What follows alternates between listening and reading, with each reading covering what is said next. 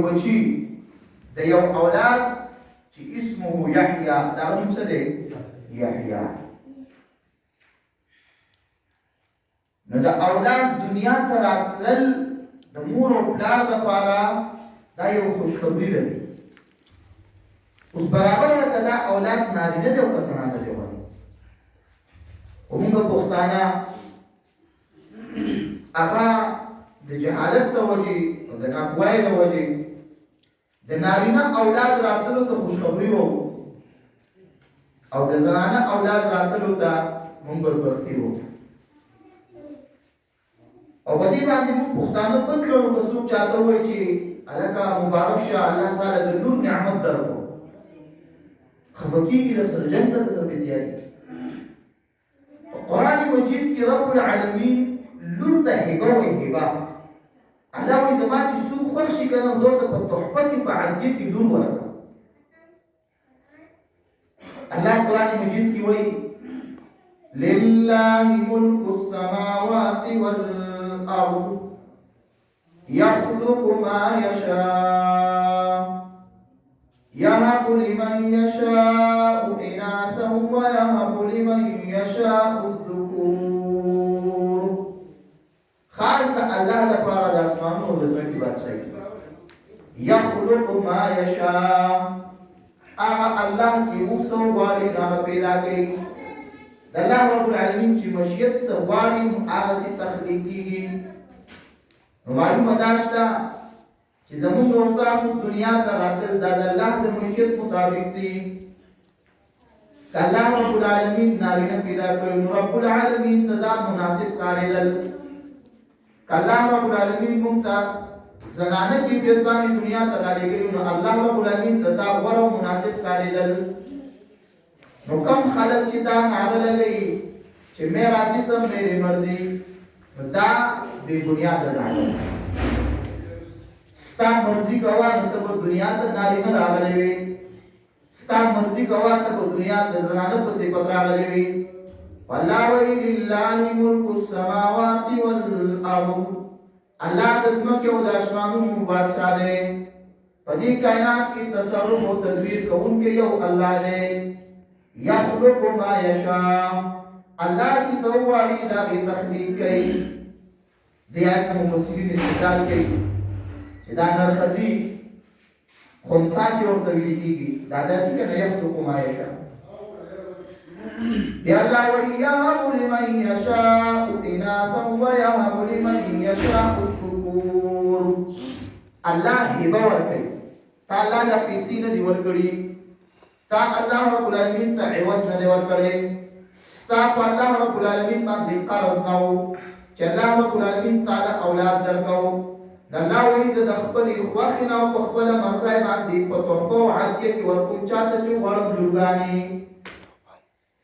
لور دا هبه ده د رب العالمین. خو موږ پښتانه د لور په پیدایش باندې د هغې ټول لړومنی حق هغه خوشحالي وخورو، د لور په پیدایش باندې خوشحالي نه کوو. دا ولې د اولاد د لور حق خوړل دي. نه، د لور په راتلو باندې یو مؤمن په هغه خوشحالي مناوي، هغه به د رب العالمین شکریه ادا کوي، د رب العالمین حمدونه به بیانوي، د رب العالمین ثنا او صفت به بیانوي. لور د الله ډېر لوی نعمت دی. مفسرین لیکي من یمن المرأة ان تلد اول ولدها الانثى. د یو زنانه د بابرکته کېدو نښه دا ده چې هغې ته الله اولنی اولاد لور ورکړي. دا زنانه ډېره نیکبخته زنانه ده چې لومبی ورته الله څه ورکړو؟ لور ورکړو. دا من یمن المرأة. حدیث کې راغلی دي کان الانبیاء ابو البنات، انبیاء کرام اکثر د لورګانو پلاران. لوط علیه السلام ته وګورئ، محمد رسول الله سلام ته وګورئ، الله څلور لورګانې ورکړي دي. او چې اخري لوري کېږي فاطمه، نو وایي ریحانة اشمها، فاطمه خو ګل دی او زه به یې کومه. دومره خوشحالي کوي. یو عالم نه چا تپوس وکړو وایي د لور او د زوی څه فرق دی؟ هغه ورته وایي البنات حسنات والبنون نعم والله يحاسب على النعم ويجازي على الحسنات. لورګانې دا صرف نیکۍ دي، زامن د الله نعمتونه دي، او الله به په آخرت کې د نیکو صرف اجر او ثواب ورکوي، او په نعمتونو به الله محاسبه کوي، حساب به در سره کېږي. لور د الله ډېر لوی نعمت دی زما او ډېر ښایسته مخلوق چې رب العالمین دنیا کې پیدا کړی دی هغه لور پیدا کړی دی. د مور او پلار انتهایي غمخوار، د مور او پلار باندې انتهایي مهربان. کائنات کې چې یو رشته ده هغه د مور نه بعد د لور ده. نو اولاد دنیا ته راتل د انسان دپاره یو خوشخبري لري، خوشخبري. او بیا دا اولاد د رب العالمین هغه د دنیا زینت او ښایست ویلی دی، که هغه د لور په شکل کې دی، که هغه د زوی په شکل کې دی. الله سورة کهف کې وایي المال والبنون زینت الحیات الدنیا. حلال مال، طیب مال او اولاد که هغه لورګانې دي او که زامن دي، الله وایي زینت الحیات الدنیا، دا د دنیا د زندګۍ د ژوند ښایست او ډول دی. چا ته چې الله اولاد ورکړي که نه، ته د هغه په کور کې هغې ښایست او ډول ته وګوره، رنګینو ته وګوره. هغه کور څومره ژوندی کور چې کوم کور کې الله رب العالمین بچي ورکړي. که ډېر ښایسته کور دې جوړ کړی دی، بنګله دې جوړه کړې ده، او د الله اولاد د نعمت نه محروم وي، هغه کور بوت بنګله نه جوړوي. اولاد چې په خپل کور کې وي که نه، هغه کور ژوندی ژوندی کور وي. د هغه کور هغه زندګي ورځ تر ورځه تازه کېږي، د هغې نعمتونه، د هغې برکات رب العالمین ورځ تر ورځه ډېروي. د عزتمندو مسلمانانو د دې اولاد نه بیا د انسان ډېر قسم توقعات هم د سره تړلي شوي، او دا اولاد د مور او پلار دپاره د یو غمخوار او د یو مددګار حیثیت لري. د دې مور او پلار د اولاد نه ډېر توقعات دي. د پلار دا توقع وي الله ماله نارینه اولاد راکړي، صالح او نیکعملي رالوی شي، زما د اوږې به دمه شي. او زنانه اولاد چې الله چاته ورکړي، لور رالویه شي، د مور تمام ذمهدارۍ د کور سنبالي کړي. نو د دنیا ډېر توقعات دي.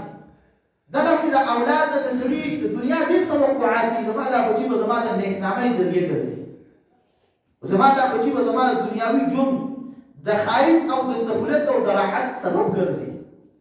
بچي به مې رالوی شي، دا نیستي به زموږ غوسه شي، دا تکلیفات او مشکلات او د پریشانو دا زندگی به ختم شي. خو دې سره سره د مؤمن د خپل اولاد نه د دنیا د توقعاتو او د مدد او د غمخوارۍ د توقع ساتلو سره سره ولې د مور او پلار د خپل اولاد نه د آخرت توقع ساتل پکار دي. د مور او پلار په ذمه دارو کې چې الله رب العالمین د دې اولاد متعلق په مور او پلار کوم ذمه داري ایښې ده، او د اولاد د مور او پلار باندې ټول لومړنی چې کوم بنیادي حق دی هغه د اولاد نیک تربیت کول. د والدینو د مور او پلار په ذمه دارو کې صرف دا نه دي چې هغوی د بچو د دنیاوي تعلیم فکر وکړي او هغوی ته د راحت او د سکون زندګۍ ورکولو د دې سوچ او فکر وکړي. صرف دا ذمه داري نه ده غواړي، دا خو حیوانات هم کوي. د خپل اولاد د دنیاوي زندګۍ د ښایسته کولو او د راحت او د سکون ورکولو دا احساس والله په حیواناتو کې مچولی دی. انسان هغه باندې د خپل د اولاد د حق د ټولو بنیادي حق دا دی چې دی د خپل د اولاد د ایماني او دیني تربیت سوچ وکړي، د هغوی د آخرت د هغې بد انجام نه د بچکولو سوچ وکړي، د جهنم د اور نه د خلاصۍ او د بچکولو سوچ وکړي چې زما دا بچي دی به په آخرت کې د جهنم د اور نه د الله د عذابونو څنګه بچ کېږي او څنګه به نجات حاصلوي. اصل ذمہ داری د مور او پلار ولې د اولاد متعلق دا ده. قرآن مجید کې الله رب العالمین د دې ذمہ داری هغه مؤمنانو ته خاص حکم کوي. یا ایها الذین آمنوا قوا انفسکم واهلیکم نارا. الله وی ایمان والو خپل ځان د جهنم د اور نه بچ کړئ، خپل اولاد او عیال د جهنم د اور نه بچ کړئ. ستاسو ذمہ داری کې اهمه ذمہ داری دا ده چې خپل د اولاد د آخرت سوچ او فکر وکړئ، خپل اولاد د آخرت د بد انجام نه بچ کړئ، خپل اولاد او ذریت او اهل عیال د جهنم د اور نه نجات ورکړئ. خدا دې د اور بالعکس تغییر روانه ده. نن مومن مسلمان پلار او مور په خپل لاس باندې خپل اولاد د جهنم اور ته د غورځولو کوشش کوي. چېرته موږ دا سوچ کړی دی چې موږ د خپل اولاد د دنیاوي سهولتونو خواهشاتو او د هغې د ریمانډولو په پوره کولو په چکر کې چېرته د خپل اولاد آخرت په تباهۍ باندې نه یو لګېدلي. خپل اولاد په خپل لاس باندې د جهنم اور ته خو چېرته نه غورځوو. آیا دا سوچ موږ کړی دی که نه دی کړی؟ حدیث د بخاری مسلم کې دی د الله رسول علیه الصلاۃ والسلام فرمایي کلکم مسئول کلکم راع وکلکم مسئول عن رعیته. تاسو کې هر یو انسان الله رب العالمین هغه راعي ذمہوار ګرځولی دی، نگران ګرځولی دی، هغه ته یو رعیت ورکړی دی او د دې رعیت او د دې ذمہ داری به الله هغه د قیامت پر ورځ تپوس کوي. دی به د الله په نس باندې د خپل د دې مسؤلیت جواب به ورکوي.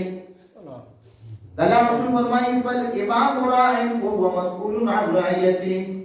حاکم وقت الله په خپل قوم باندې راعي او نگران ګرځولی دی.